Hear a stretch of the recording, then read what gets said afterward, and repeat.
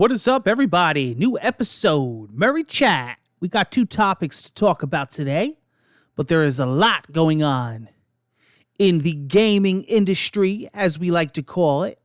You definitely want to check out my new podcast series, my new debut episode 1 of the Evercade Corner. You want to check that episode out. We got some great exciting news. If you want to check out the podcast there, Everything Evercade. But we got some topics to talk about here on Merry Chat, my gaming news and updates vlog channel here for everything gaming news and exciting stuff. So we finally are starting to get those big release dates that we wanted from the next gen systems, particularly Sony's PlayStation 5. Ratchet Clank Rift Apart. June 11th is the release date. Now, we're going to jump over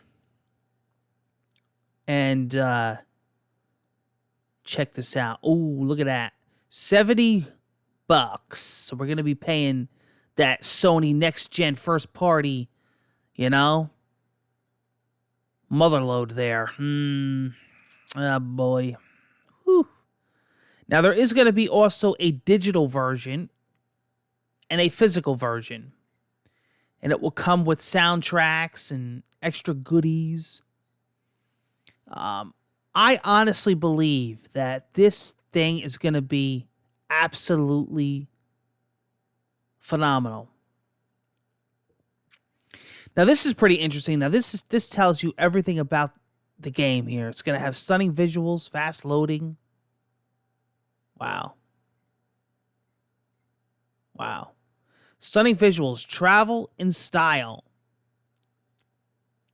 Enjoys a visually dazzling interdimensional adventure fueled by mind-blowing speed and immersive features of the PlayStation 5 console, built from the ground up by the acclaimed studio Insomniac Games. You'll go beyond what you see with in-game actions coming to life in your hands via the DualSense wireless controller. See, I believe that this was supposed to be like the flagship launch title, then it got delayed.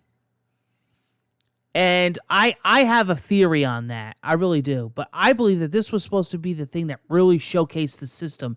And I still believe it will. I think that this is going to be a visually stunning masterpiece. If you look back at the past Ratchet and Clank games, they were gorgeous looking. Look at the last one that came out on the PlayStation 4. It was the one that went along with the movie. Really was mind-boggling. I believe this is going to be that game that people see on the PS5 on a nice TV and they go, holy crow. Now, you're thinking, why June 11th? I have two theories. First of all, I believe they want to maybe do some last-minute touch-ups or patches, but I believe this game is done. I mean, look at the trailers and the long amounts of gameplay we've seen of this game. I mean, I'm not talking snippets. I'm talking lengthy gameplay demos of this game that we've been seeing. And I've watched interviews with the guys, and I've seen, gameplay. And I believe it has a lot to do with they want this game to fly out the gate and be a top seller. And they want more people to have the system by then. And they're figuring by June, hopefully more people will have the PlayStation 5 because they know that the system is so hard to get now. Why release this with the system so hard to get? With these terrible drops and this chaos that people are going through and scalpers. So that's a theory, but I believe the game is pretty much done. This game is ready to go out the gate. And they're waiting, till June. And we'll see. But I've heard that it could be all the way to next year. Because then you have the holiday again. And then you have, this whole AMD chip shortage and all this chaos.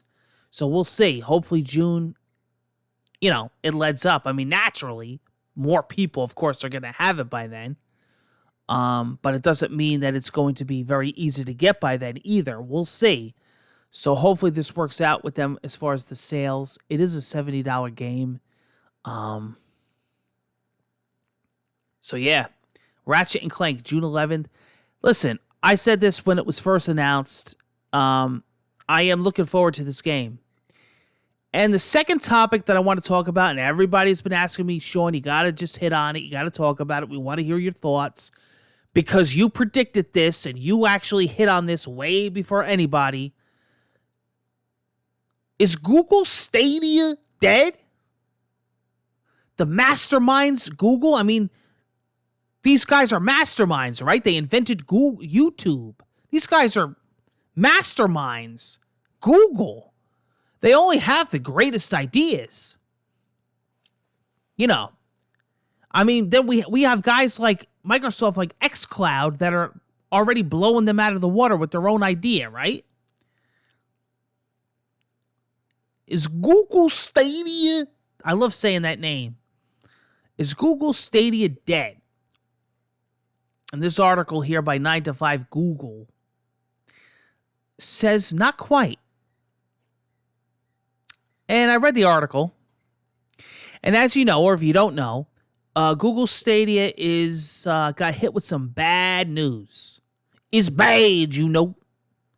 It's bad, you know. Our lovely friends at Google, Phil Harrison, made an announcement that their first party big game developers are stepping down and they are not supporting their own platform. I mean, really, when you think about it, after 2 years, not even, they are stepping away from Google Stadia. They are not going to be producing games for or standing by the Stadia platform. However, by what they're saying is by it not completely dying, it's not dead, is that it's still, the service is still going to be live. It's still going to be set up. And from what I understand, third-party developers are still going to be supporting it and making games for it. And we'll see how long that lasts, right? I mean, when you have the big, that's like that's like Nintendo saying we're not going to make games for the Switch anymore, you know. But third party can, you know. Sony, you know, we're not going to make games for the PlayStation anymore. But you know, third party game developers can. We'll support you. Kind of weird, you know, when you don't even stand by your own platform. You know, the masterminds at Google, right? It doesn't surprise me. I called this day one. And it wasn't because of the technology. Nope. It wasn't because of the vision. Not at all. It wasn't because I believe it is the future. Not at all. I believe it is. I just don't believe it's them that should do it. I believe Microsoft is doing a better job right now with xCloud. And I believe a lot of other companies are going to come out and do it right. The whole pricing structure was wrong. The whole subscription service was wrong. The lag. I haven't heard one person that had a decent experience with it, no matter what their internet connection was. You have to pay full price. You don't own the game, but then it's gone, and then you have to buy it again, and then you own it, and then you don't. And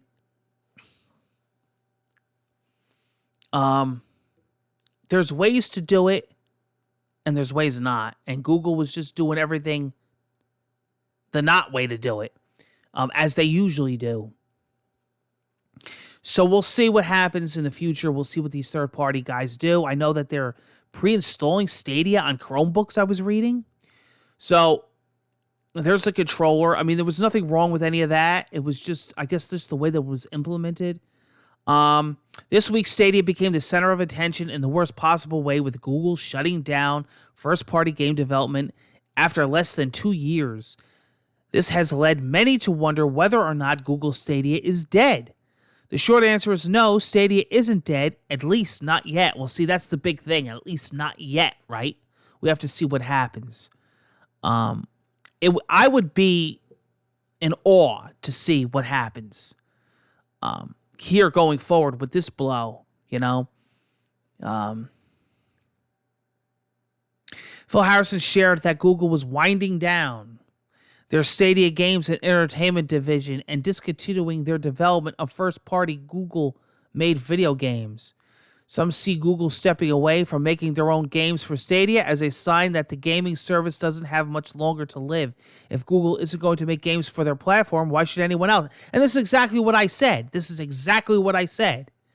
I said this when Google Stadia launched. I said this a few months before Google Stadia launched. I said, it's going to die off in a few years.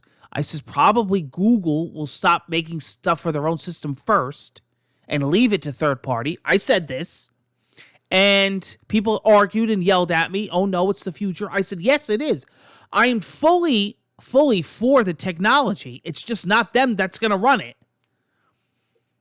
People have in their mind that, they're the geniuses at work here. They're not.